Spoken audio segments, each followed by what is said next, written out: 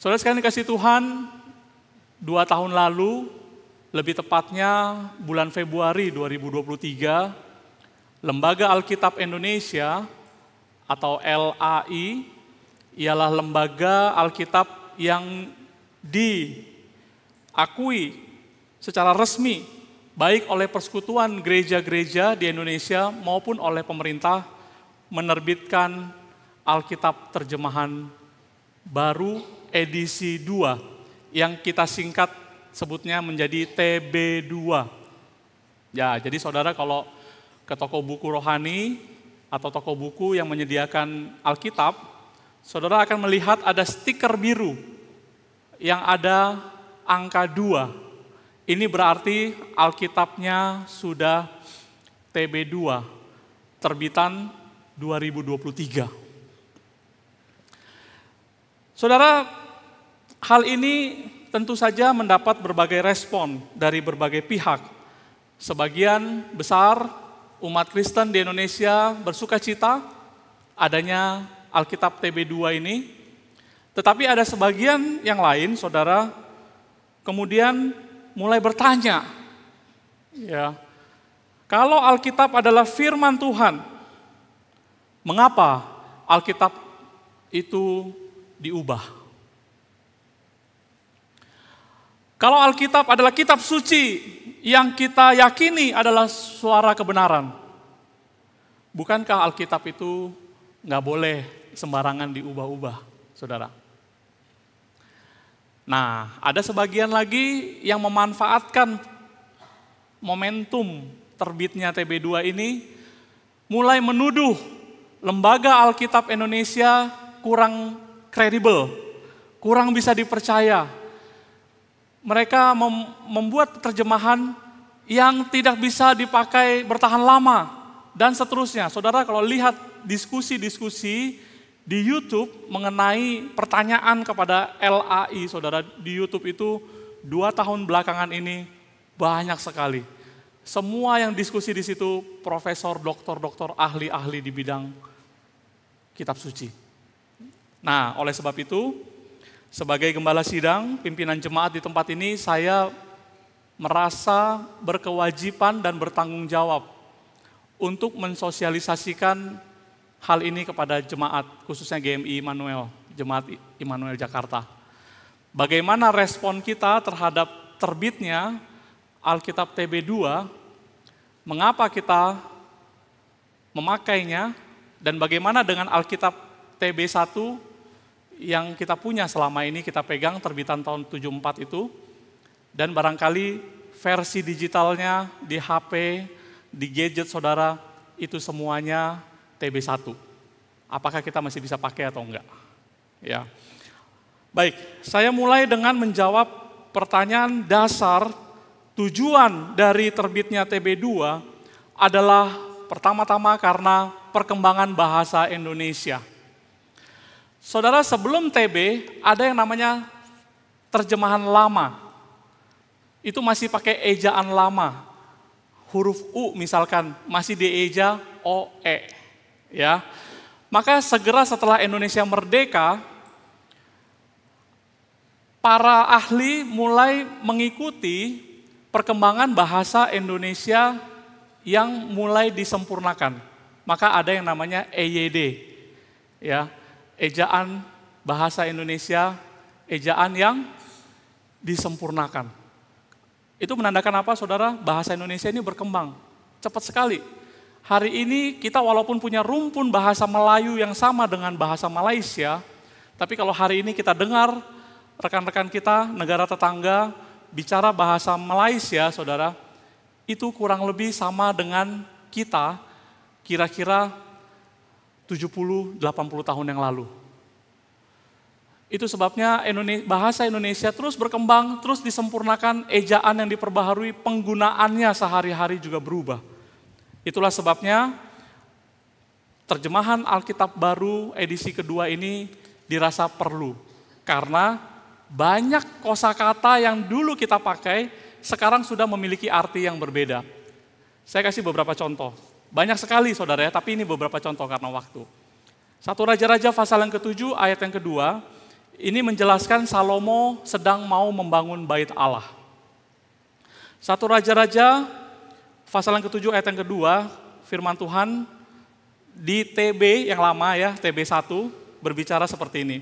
Ia, Salomo, mendirikan gedung hutan Libanon, 100 hasta panjangnya dan 50 hasta lebarnya, dan 30 hasta tingginya.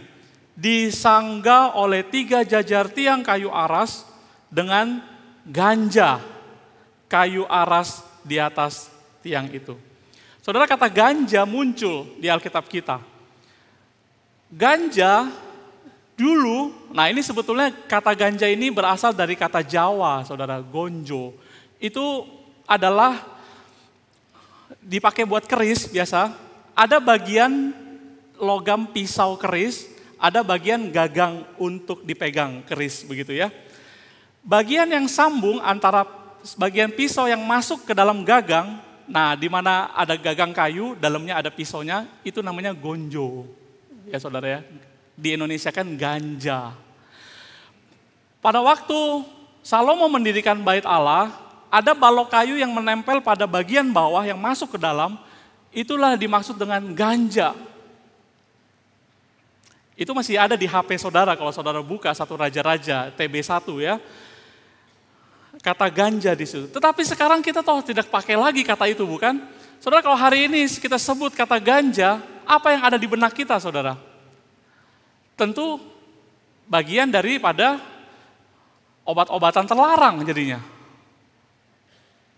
Kita udah nggak pakai lagi kosakata itu, saudara. Maka di TB 2, kita ganti dengan kata yang lebih baik. Jadi diterjemahkan dalam TB2 itu jadinya balok-balok. Ya saudara ya, kata ganja diganti dengan kata balok-balok. Itu adalah salah satu contoh. Banyak kata-kata yang di Alkitab ini, banyak kata-kata yang dulu kita pakai, sekarang sudah tidak kita pakai lagi sebetulnya. Atau memiliki arti yang berbeda. Itu soal kosakata. Yang kedua adalah soal tata struktur, tata bahasa, ejaan yang kita pakai. Misalkan, kata daripada, ya saudara. Kata daripada itu dulu kita lebih sering memakainya untuk menunjuk kata asal dari sesuatu. Daripada itu asalnya, ya. Misalkan, dia mendapat buku ini daripada ayahnya yang baru keluar daripada luar negeri. Nah, dulu kan orang ngomongnya begitu ya. Itu menunjukkan kata asalnya. Dia dapat buku ini dari siapa? Dari ayahnya. Ayahnya emang baru pulang dari mana? Dari luar negeri. Tapi dulu kita mengucapkan tata bahasanya yang benar itu adalah pakai daripada. Dia dapat buku ini daripada ayahnya. Ayahnya baru pulang daripada luar negeri, saudara. Tapi sekarang kita sudah jarang mendengarkan kata-kata itu, bukan? Sekarang dengan ejaan baru yang terus disempurnakan, kita memakai kata efektif, kalau untuk menunjukkan asal cukup dari saja. Dan daripada itu menjadi kita pakai sekarang untuk menunjukkan maksud komparasi, perbandingan. Misalkan, daripada kita makan bakmi kurang sehat, mendingan kita makan bihun, begitu ya.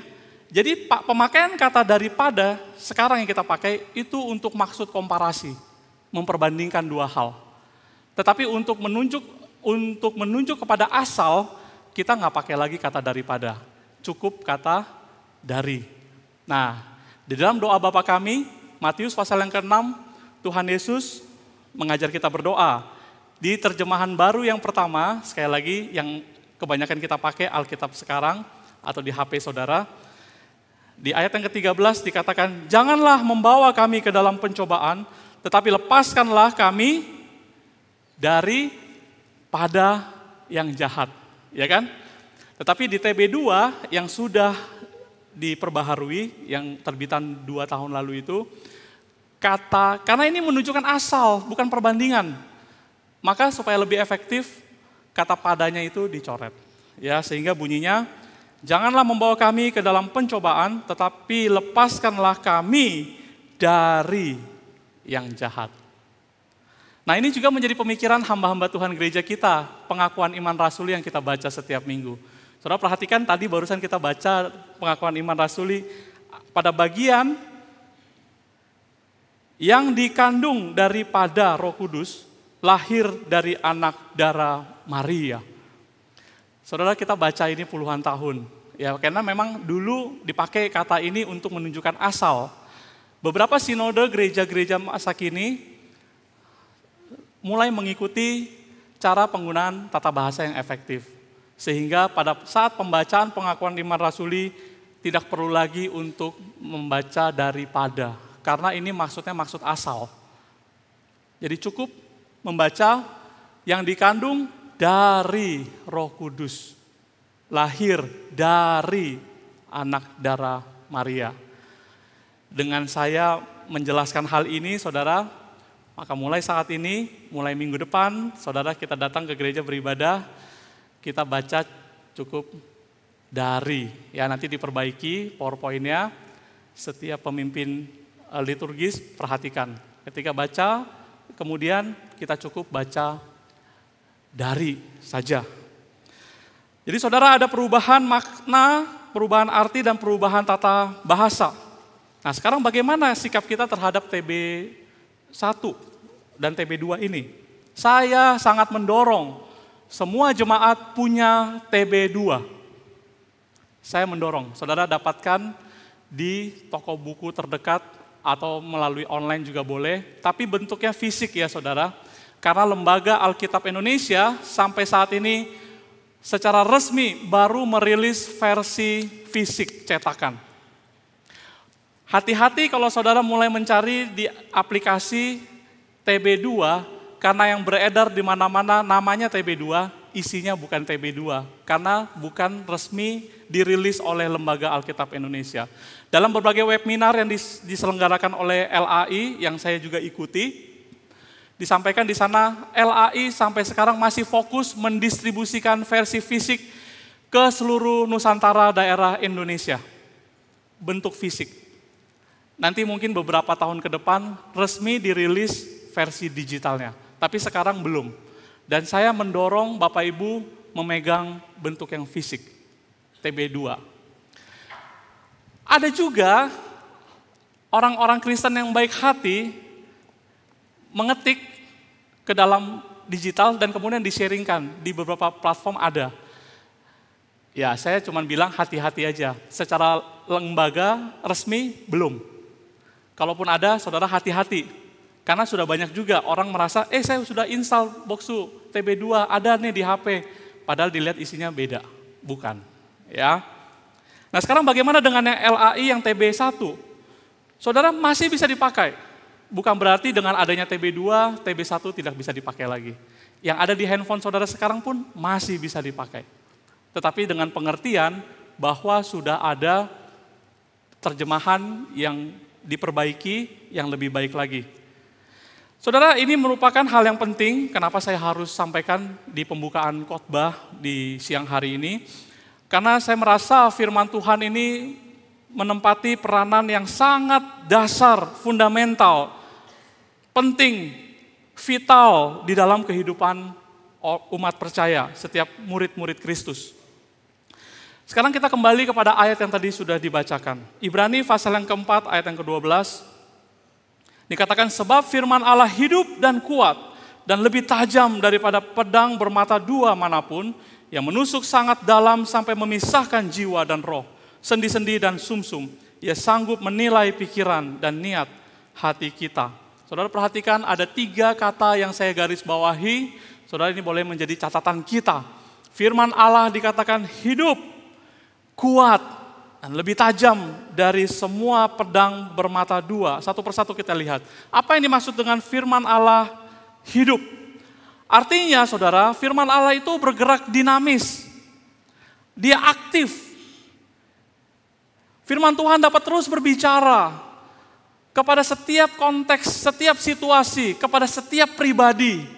Saudara, firman Tuhan itu bukan sesuatu yang mati, yang statis. Dia adalah sesuatu yang aktif dan bergerak dinamis, saudara. Dan terus berbicara kepada kita pribadi sampai saat ini. Saudara, kalau kita membaca firman Tuhan bagian lain, Firman Tuhan bukan sekedar hidup, tetapi firman Tuhan adalah sumber dari segala yang hidup, saudara. Firman Tuhan adalah sumber dari segala yang ada. Yohanes pasal yang pertama, ayat yang pertama sampai ayat yang ketiga. Dikatakan seperti ini. Pada mulanya sudah ada firman. Firman itu bersama dengan Allah, dan firman itu adalah Allah. Ia pada mulanya bersama dengan Allah, segala sesuatu dijadikan melalui dia, firman, dan tanpa dia, tanpa firman, tidak ada satupun yang telah jadi dari segala yang telah dijadikan. Saudara, Injil Yohanes mencatat peristiwa kejadian yang lebih awal daripada kitab Kejadian. Yohanes pasal yang pertama menggambarkan keberadaan dari segala sesuatu sebelum ada segala sesuatu. Sudah ada firman. Firman bersama-sama dengan Allah. Firman itu sendiri adalah Allah. Firman menjadikan segala sesuatu. Tanpa firman, tidak ada segala sesuatu yang jadi. Saudara, firman bukan hanya hidup, tetapi dia adalah sumber dari segala yang hidup, bahkan segala yang ada. Saudara, itulah artinya firman Allah itu hidup. Ya, yang kedua, firman Allah bukan hanya hidup, tetapi ia kuat. Ya, yang kedua kuat. Sekarang kita lihat apa maksudnya kuat. Yaitu firman Tuhan memiliki kuasa, saudara, memiliki dampak. Firman Tuhan dapat melakukan segala sesuatu yang berdampak besar terhadap hidup manusia. Dan hal terbesar, dampak terbesar yang dilakukan firman Tuhan kepada nasib umat manusia yang berdosa adalah firman Tuhan dapat menuntun orang kepada iman, keselamatan, dan hidup yang kekal. 1 Petrus 1 ayat yang ke-23. Karena kamu telah dilahirkan kembali bukan dari benih yang fana, tetapi dari benih yang tidak fana, melalui firman Allah yang hidup dan yang kekal. So dikatakan kita dilahirkan kembali. Bukan dari benih yang fana, tetapi dari benih yang tidak fana. Bukan dari benih yang mati, tetapi dari benih yang hidup. Bukan hanya hidup, firman Allah adalah kekal adanya. Kita bisa mendapat keselamatan melalui firman Tuhan. Kita dapat menuntun kita kepada keselamatan itu. Dan kita tahu Yohanes pasal yang pertama ayat yang ke-14 berkata, firman itu telah menjadi manusia dan tinggal di antara kita. Dan kita telah melihat kemuliaannya, yaitu kemuliaannya sebagai anak tunggal Bapa, penuh anugerah dan kebenaran. Nah, firman Tuhan itu, saudara, firman Allah menjelma menjadi manusia dalam wujud Tuhan kita Yesus Kristus. Melalui kehadiran Tuhan Yesus Kristus, Dia menawarkan pengampunan dosa kepada setiap manusia berdosa. Dia memikul, menanggung segala dosa, dan dia membayar hukuman dosa, yaitu maut. Sehingga apa, saudara? Saudara dan saya melalui sang firman yang hidup itu, kita boleh mendapatkan keselamatan dan hidup yang kekal. Roma 10 ayat 17 dikatakan, jadi iman timbul dari pendengaran, dan pendengaran oleh firman Kristus. Mendengar firman Tuhan dapat membawa kita kepada iman kepada Kristus Yesus. Rasul Paulus juga berkata kepada Timotius, anak rohaninya, 2 Timotius 3 ayat yang ke-15. Ingatlah bahwa sejak kecil engkau sudah mengenal kitab suci, yang dapat memberi hikmat kepadamu dan menuntun engkau kepada keselamatan melalui iman kepada Kristus Yesus. Rasul Paulus berbicara kepada Timotius, ingat kamu sejak kecil sudah bertekun di dalam membaca firman Tuhan. Dan firman Tuhan yang kamu baca itu, kitab suci, dapat memberi hikmat kepadamu dan menuntun engkau sampai kepada keselamatan melalui iman di dalam Kristus Yesus. Jadi membaca firman Tuhan, saudara, berkuasa menuntun seseorang untuk mendapatkan anugerah keselamatan hidup yang kekal. Inilah kekuatan Allah. Injil adalah kekuatan Allah, saudara. Maka dikatakan firman Tuhan yang hidup, ia kuat. Ya, kekuatannya itu adalah karena dia dapat menuntun seseorang mendapatkan keselamatannya. Yang ketiga, firman Allah bukan hanya hidup, dia bukan hanya kuat. Yang ketiga dikatakan, ia lebih tajam. Ya, firman Tuhan bukan sekedar tajam, saudara. Ia lebih tajam dari semua pedang bermata dua manapun. Saudara tahu maksudnya pedang bermata dua adalah pedang yang sisi tajamnya itu ada dua. Ya, di sebaliknya juga tajam. Berbeda dengan pisau dapur untuk potong sayur. Biasa itu mata tajamnya cuma satu sisi, ya kan saudara? Tapi pedang bermata dua artinya bagian sisi sebelahnya lagi juga tajam. Maksudnya untuk apa saudara pedang bermata dua? Untuk menusuk dan mematikan musuh. Firman Tuhan itu tajam dan dia lebih tajam dari pedang manapun yang bermata dua karena dia bisa menusuk, dikatakan, sampai memisahkan roh dan jiwa. Sampai kepada pikiran dan niat hati kita. Maksudnya apa saudara? Perkataan firman Tuhan itu bisa menusuk hati kita sampai menyadarkan kita kepada hal-hal yang tidak benar, yang jahat di mata Tuhan, yang berdosa di mata Allah, untuk kemudian membalikan kita, menyadarkan kita, memulihkan kita, kembali melakukan hal yang benar di hadapan Tuhan. Firman Tuhan tajam bermata dua, saudara, supaya itu mematikan dosa yang ada di dalam hati dan pikiran kita. Dia memulihkan kita agar kembali melakukan hal yang benar. Itu maksud daripada firman Tuhan itu tajam dan lebih tajam dari pedang bermata dua manapun. Jadi firman Tuhan, dari sini kita mendapati bagian yang ketiga adalah dia dapat memperbaiki kelakuan kita. Ya, dia dapat memperbaiki kelakuan kita. Yakobus pasal yang pertama ayat yang 21 dikatakan, sebab itu buanglah segala sesuatu yang kotor dan kejahatan yang begitu banyak itu, dan terimalah dengan lemah lembut firman yang tertanam di dalam hatimu, yang berkuasa menyelamatkan jiwamu. Buanglah semua yang kotor dan kejahatan yang begitu banyak. Yakobus mengajarkan kita sikap yang baik menerima firman Tuhan. Terimalah firman Tuhan dengan hati yang lembut. Supaya firman itu bisa tertanam dalam hati kita. Dengan demikian, kita sedang menyelamatkan jiwa kita melalui firman Tuhan yang kita terima dengan lembut itu, saudara. Firman Tuhan menyelamatkan kita. 2 Timotius 3 ayat 16-17 dikatakan, seluruh kitab suci yang diilhamkan Allah dan bermanfaat untuk mengajar, untuk menyatakan kesalahan, untuk memperbaiki kelakuan, dan untuk mendidik orang dalam kebenaran. Dengan demikian tiap-tiap manusia kepunyaan Allah diperlengkapi untuk setiap perbuatan yang baik. Dengan membaca firman Tuhan, saudara, kita berusaha untuk memperbaiki kelakuan diri kita. Saudara, yang saya tahu, seseorang pernah berubah hidupnya karena dia ada satu ayat yang berbicara kuat dalam hatinya.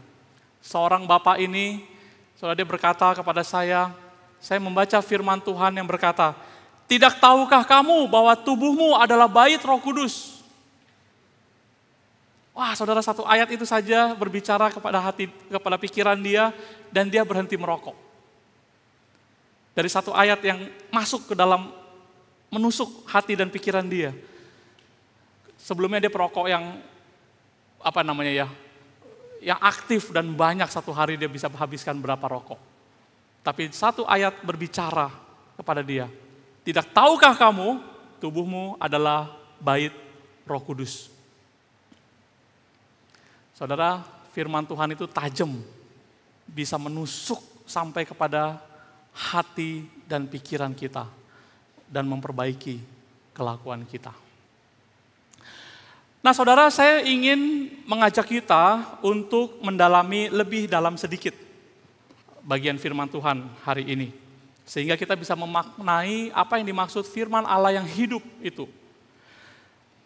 Saudara, sering kita mendengar kalau doa adalah nafas hidup orang percaya. Doa adalah nafas. Tetapi Alkitab sebetulnya berbicara bahwa firman Tuhan itu sebetulnya adalah nafas Allah. Firman Tuhan itu adalah nafas Allah yang Tuhan berikan untuk manusia. Di dalam 2 Timotius 3 ayat 16 yang tadi barusan saya sebutkan. Saudara, kita lihat kata-katanya seperti ini. Seluruh kitab suci yang diilhamkan Allah. Di TB1 bunyinya segala tulisan yang diilhamkan Allah. Begitu saudara ya. Perhatikan kata diilhamkan. Itu bahasa aslinya, bahasa Yunani adalah theopneustos. Theopneustos. Nah, kita breakdown. Theopneustos ini terbagi dari dua kata, akar kata dasar. Satu theo kita tahu artinya Tuhan, Allah. Pneo itu artinya nafas, saudara. Maka kalau kita mau terjemahkan secara harafiah, semua kitab suci itu, firman Tuhan, segala tulisan, semua firman Tuhan itu dinafaskan Allah kepada kita. Dinafaskan oleh Allah.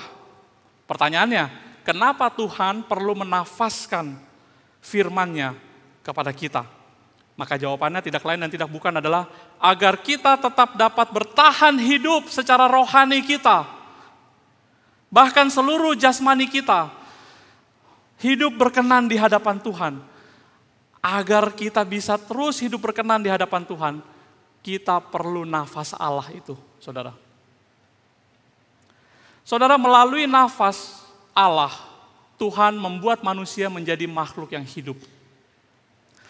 Tetapi ketika manusia jatuh dalam dosa, Tuhan terus memberikan nafasnya kepada kita melalui firman Tuhan yang hari ini sudah kita pegang menjadi Alkitab ini. Saudara, dengan gambaran seperti ini kita melihat sebetulnya betapa signifikan dan vital kita harus bergantung dengan firman sang sumber kehidupan itu. Seperti nafas, saudara. Tidak mungkin ada yang bertahan nafas sekali tarikan nafas untuk bertahan hidup 1 minggu. Ada yang kuat, saudara? Tetapi banyak orang Kristen hari ini membaca firman Tuhan 1 kali 1 minggu, yaitu waktu di gereja, saudara. Bagaimana mungkin kita bisa bertahan hidup kalau kita nggak terus terhubung dengan sumber kehidupan itu, yaitu firman Tuhan setiap hari, bahkan setiap saat. Saudara, kita pernah survei kurang lebih 10 tahun yang lalu, beberapa tahun berturut-turut. Apakah jemaat membaca Alkitab setiap hari? Dan kita temukan bertahun-tahun kita survei. Yang angka terbaik yang mengisi, ya saya membaca Alkitab rutin setiap hari, itu 30%. Itu angka yang kita dapatkan dari jemaat Immanuel yang mengikuti kuesioner itu. Saudara, bayangkan bagaimana yang 70%-nya ini hidup menghadapi berbagai kondisi pergumulan hidup sehari-hari, tanpa tuntunan, tanpa kekuatan, bimbingan dari firman Tuhan. Bagaimana rohani bisa hidup kalau tidak terhubung dengan sang sumber kehidupan rohani itu, yaitu firman Allah sebagai nafas Allah yang Tuhan berikan kepada kita. Saudara, pada waktu saya remaja pemuda, saya pernah berenang di sebuah kolam renang umum yang sekarang sudah jadi Pulit Village. Dulunya itu ada kolam renang loh, saudara, di situ.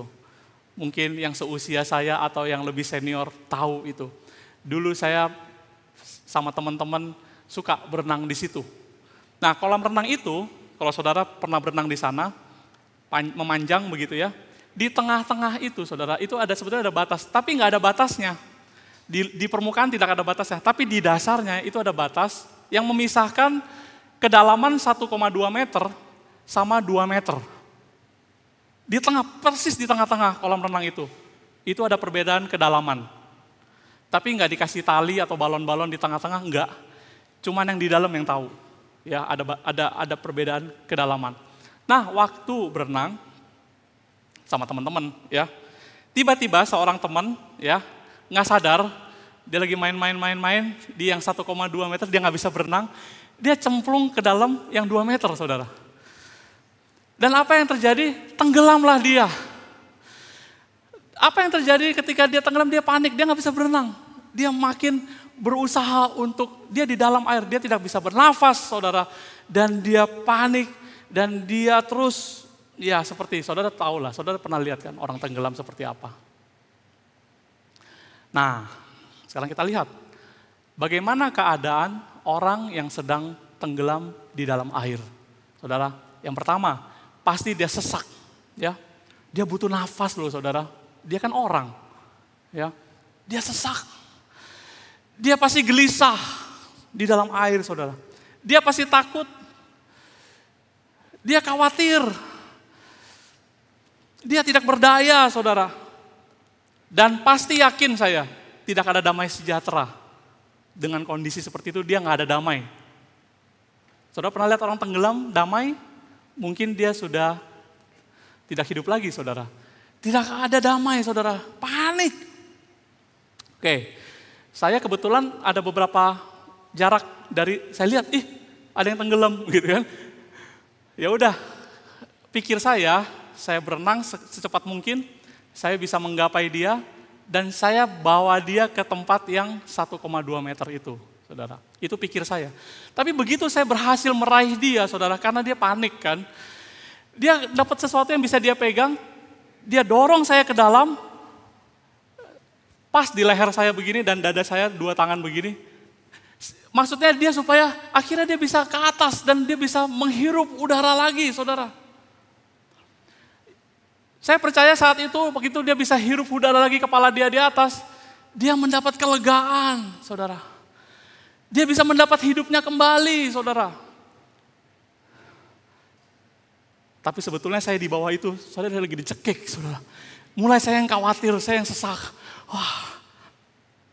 Saudara, singkat cerita, dengan sekuat tenaga saya bertahan napas di dalam, demi dia bisa bernafas di atas. Dengan sekuat tenaga saya mendorong dia sekuat tenaga, sampai dia bisa memijak kepada tempat yang 1,2 meter itu. Setelah itu, saya baru bisa juga mengambang ke atas dan menghirup udara sebanyak-banyaknya. Saudara sekalian kasih Tuhan, jika firman Tuhan adalah nafas Allah dan adalah sumber nafas hidup bagi rohani setiap umat percaya, maka pertanyaannya sekarang bagi kita adalah, apakah saudara dan saya, kita sudah baca firman Tuhan ini setiap hari? Apakah rohani kita hidup, saudara? Atau jangan-jangan rohani kita nggak bertumbuh karena kita nggak baca firman Tuhan ini setiap hari. Saudara, tidak heran banyak orang Kristen atau mengatakan diri Kristen tapi hidup dalam berbagai kegelisahan, kekhawatiran, ketakutan, kepanikan, dan tidak ada damai sejahtera dalam hidupnya. Karena kenapa? Karena tidak menggantungkan hidupnya kepada firman Tuhan setiap hari. Saudara, pernah ada orang datang ke saya susah tidur, tolong doakan saya. Saya sudah coba berbagai-bagai obat, tapi saya nggak mau minum obat tidur, nanti ketergantungan. Apa yang harus saya lakukan? Saya bilang, udah pernah coba Alkitab?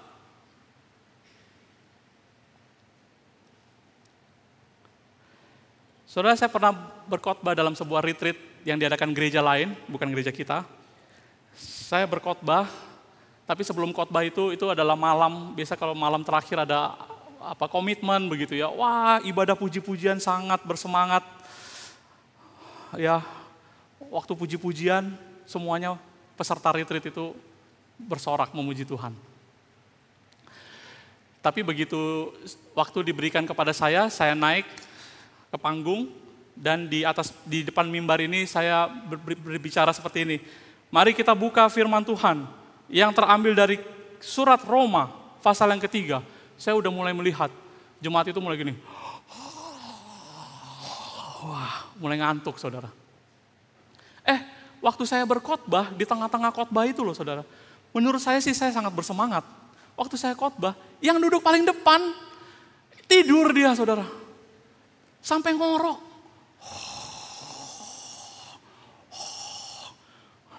Dalam pikiran saya, apa khotbah saya kurang bersemangat begitu ya. Lalu ada peserta lain yang di belakang dia itu mau membangunkan dia. Tapi saya bilang sama dia, nggak usah, jangan dibangunkan. Firman Tuhan memberi damai sejahtera buat dia. Memberi kelegaan buat dia.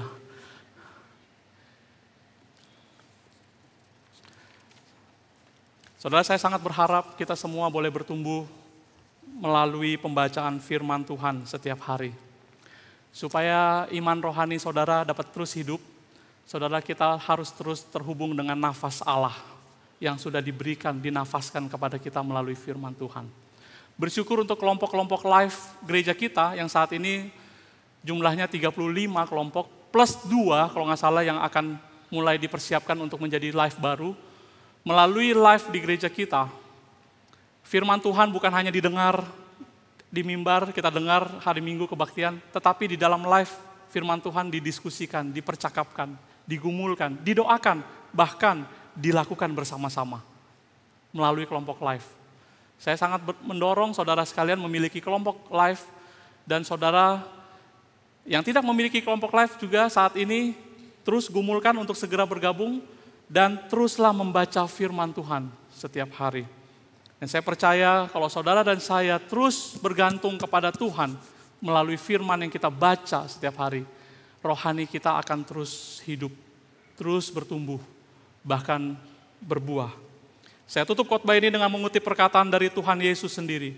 Tuhan Yesus berkata seperti ini saudara, manusia hidup bukan dari roti saja, tetapi dari setiap firman yang keluar dari mulut Allah.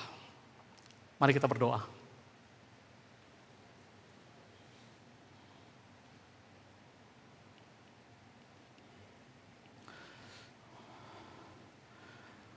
Tuhan, kami bersyukur untuk kebenaran-Mu yang telah kami dengar. Mohon Roh-Mu yang kudus terus berbicara di dalam kehidupan kami, sebetapa pentingnya, sebetapa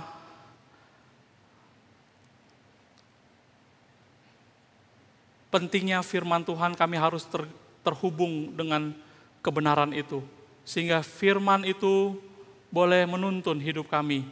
Semakin hidup berkenan di hadapan-Mu, kami melakukan hal-hal yang baik dan yang benar. Tuhan, materaikanlah firman di dalam hati kami yang terdalam.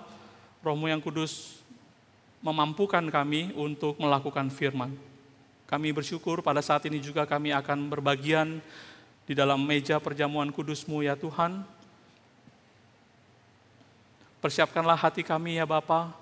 Kami tidak layak, ampunilah segala dosa dan kesalahan kami.